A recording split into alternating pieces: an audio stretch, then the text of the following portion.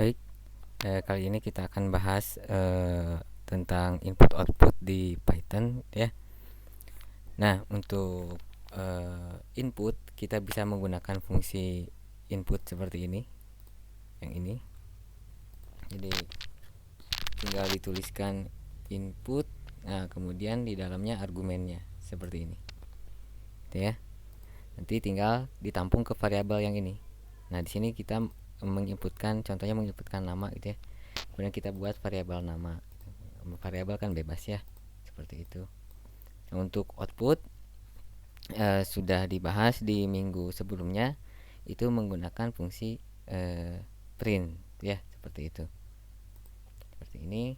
Nah, untuk print ini, print kemarin kan sudah belajar apa namanya apa namanya, tampilan gitu ya, untuk mengatur tampilan seperti itu. Nah, yang kali ini ada sedikit tambahan dari saya. Nah, kita bisa mencetak beberapa argumen gitu ya, di fungsi print ini gitu ya. Seperti ini, yang paling bawah ini ada print, kemudian input kelima koma yang ini input kelima kan variabel, kemudian ini ada string atau karakter gitu ya. Kemudian di sini ada variabel kembali, input kelima, kemudian ada sama dengan ada hasil tuh 1 2 3 4 5, ada 5 parameter seperti itu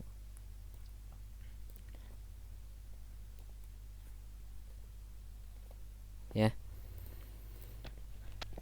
Nah, perlu diperhatikan untuk di bagian input ini, di fungsi input ini, semua yang kita masukkan itu nanti dikenalinya sebagai string ya. Jadi mau kita memasukkan angka gitu ya, 1 2 3 4 sampai 9 gitu ya, mau angka berapapun juga itu nanti akan dikenali sebagai string. Nah, di sini nanti kita buktikan gitu ya.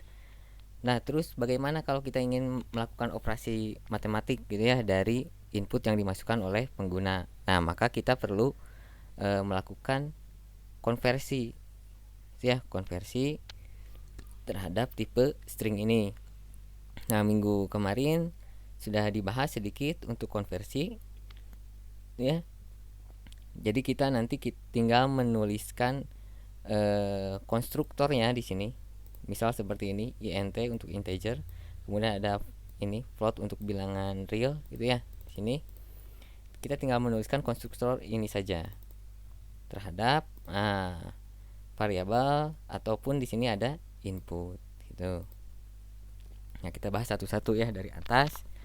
Nah, di sini ada input, masukkan nama Anda ya. Ini tidak memakai ini saja, ini juga bisa gitu ya, bisa, tidak akan error. Hanya saja nanti user bingung kan gitu ya, ini apa tiba-tiba ada seperti ini. Nah, maka kan kita beri beri petunjuk lah seperti itu, seperti ini, masukkan nama Anda ya. Nanti string yang kita masukkan, yang kita ketikkan di keyboard, disimpan ke variabel nama ya. Kemudian di sini ada cetak, tadi nama yang sudah dimasukkan dicetak nanti di layar. Kemudian di sini kita ingin tahu kan gitu ya, buktikan bener tuh cek si bapak tuh cenah ya jadi string kan gitu ya. Nah, kita pakai fungsi type saja di sini. Kan minggu kemarin begitu ya. Untuk mengetahui variabel itu jenisnya apa kan gitu ya, pakai type ini. Nanti dicetak tipenya apa. Nah, yang terakhir ini, nah, nama Anda adalah kan gitu ya. Ini yang tadi kita masukkan, dicetak lagi di sini. Sudah seperti itu. Kemudian kita coba ya, kita run. Nah, ini kegedean. Masukkan nama Anda, misalnya namanya Ujang ya, misalnya namanya Ujang, enter saja. Nah, di sini kan ada tuh print nama Ujang, print type nama yang ini kelasnya str. Jadi si nama ini, yang ini variabel nama ini tipenya string. Kemudian ini yang nama Anda adalah Ujang, bagian yang ini ya.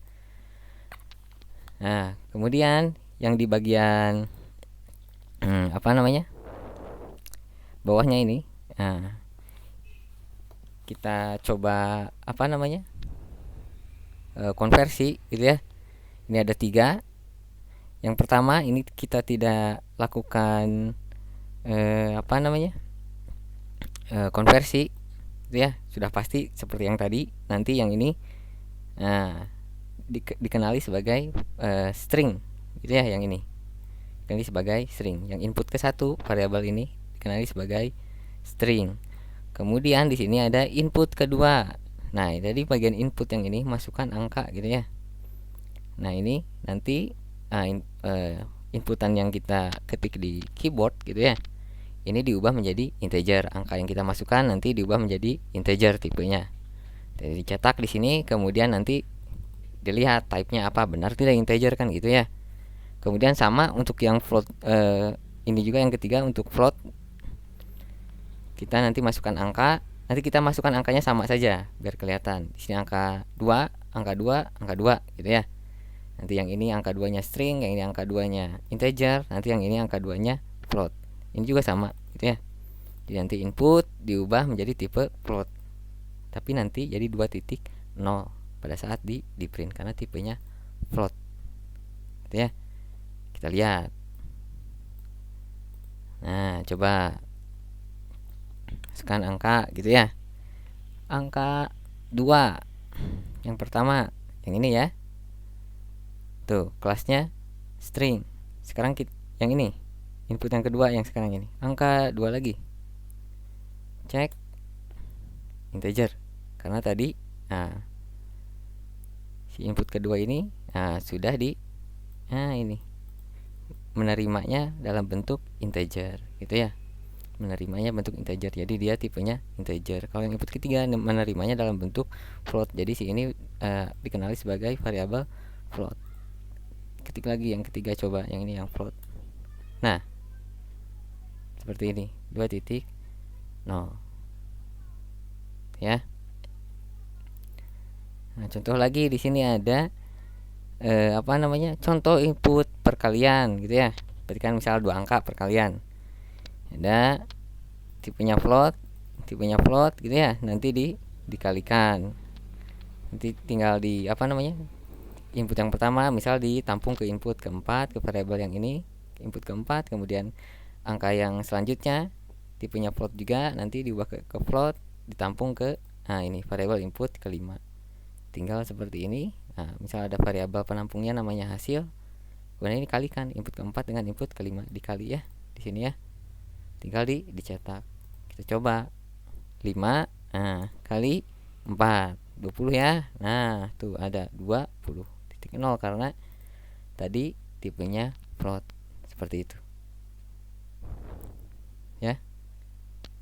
Nah, itu untuk input output di Python ya. Seperti itu.